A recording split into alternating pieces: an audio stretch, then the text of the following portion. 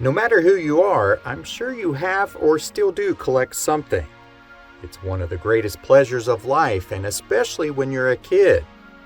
When we took a liking to something, we loved the feeling of having more. These collections helped define who we were and what we were interested in. There were certainly plenty of items to collect, but in this video we will examine some of the things that 80s kids collected. When Cabbage Patch Kids hit the market in 1983, they caused a frenzy that had never been seen before. In the holiday season of that same year, parents pushed and shoved their way into stores and even got into physical fistfights over the dolls. It showed that parents would go to any length just to get their kids something that they wanted. Over the next couple years, the popularity of these Cabbage Patch Kids remained high. This led to kids and especially little girls owning several to many of these unique dolls. They weren't cheap, but they were certainly in high demand. For some reason, the 80s can be defined as the decade where gross kids items peaked. Garbage Pail Kids trading cards were specifically aimed at little boys who were sick and tired of all the hoopla over Cabbage Patch Kids. Soon boys everywhere were trying to collect them all and showing them to little girls just to make them mad. They may have been in poor taste, but there's no denying their popularity. The first Star Wars figures hit the market in 1978 and they quickly sold out. In fact, Kenner had trouble trying to keep up with the demand. This initial push, combined with additional sequels, led to the popularity of collecting Star Wars figures and toys. In fact, you could collect anything with Star Wars on it. They had toothbrushes, shirts, posters, curtains, bed sheets, and so much more. Lots of little boys wanted figures, and they even sold collector's cases so that you could carry around the figures in them.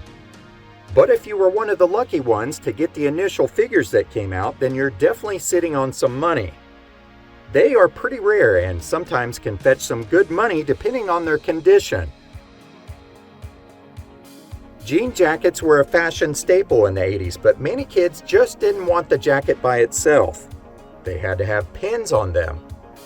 Maybe it was a concert or a band pin, or perhaps it was your favorite cartoon character or shows such as Garfield, Snoopy, or Alf. There were pins of various kinds and something for everyone.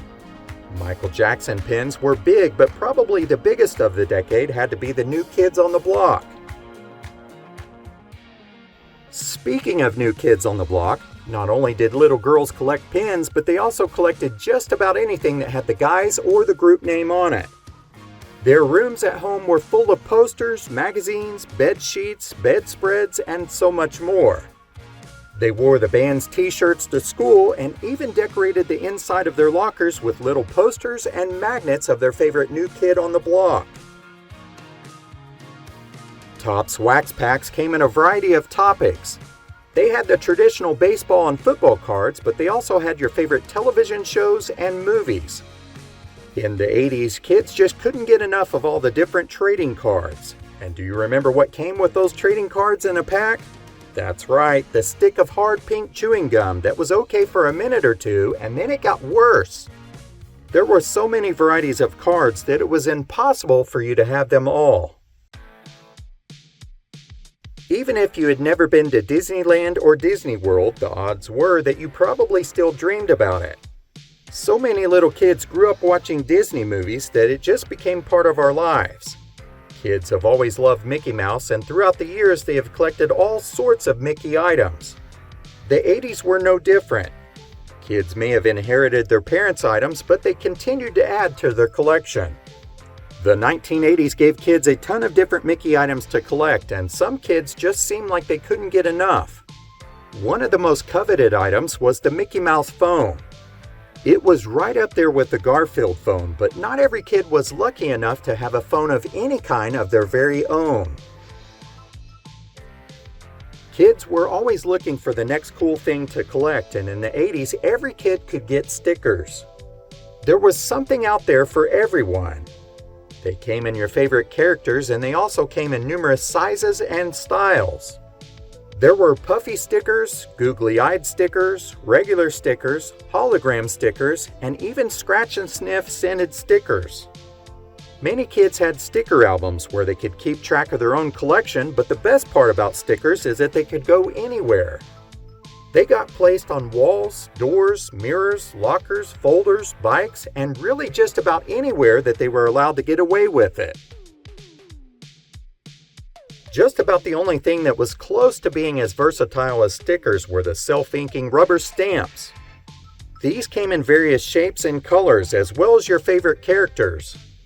They were more expensive to buy than stickers, but some kids would share their stamps with others and keep their stamp collection growing. It was sort of a trade-off, and who could resist another place to use your stamp? In the 80s, kids didn't bother painting the walls. Instead, they used posters. It might have been their favorite band, cars, supermodels, or secret crush. Usually, they didn't just hang one or two. They completely covered their walls. This was not only popular with little kids and teens, but also those that were living in dorm rooms at college. Posters could be purchased at stores like Spencer's as well as at concerts. Even cereal boxes sometimes offered posters as a prize inside. But one of the best places to get a poster was inside of a magazine. In fact, many kids just cut out the pages of the magazines and adorned the walls with them. Remember collecting the little golden books? Kids used to love these little books that had pictures and words in them. They had various stories as well as your favorite cartoon characters. Usually the more you had, the happier you were. Some kids really had quite the collection of these books, and if you were a younger sibling, then you usually had the largest collection in your family because they all got passed down. Ribbons were a prized item in the 80s. If you wanted one, then you were going to have to earn it. Not every kid was going to get one, and that was okay.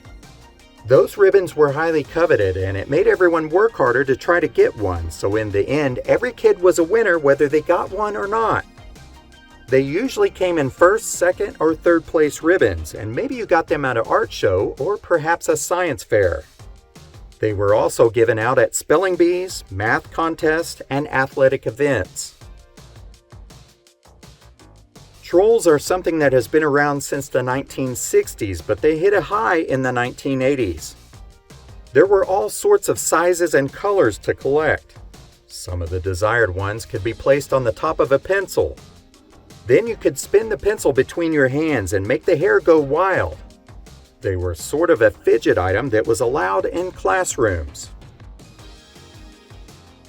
One item that you may have forgotten about was the Weeple. Remember these? They went by several names, but just about everyone had at least one of these. They were basically little pom-pom toys that had antennas, googly eyes, and flat feet. They came in all sorts of colors, and they could be stuck to anything thanks to the adhesive that was on the bottom of the feet. Many of them came with ribbons that went out to the side and had clever or funny sayings on them. Not only did kids collect these, but so did many adults.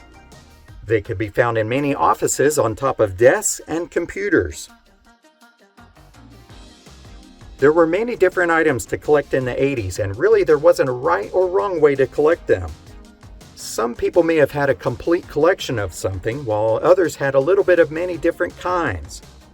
Do you still have any of your old collections from the 1980s? Or perhaps you would like to share what you collected during the decade in the comments below. As always, thank you so much for watching.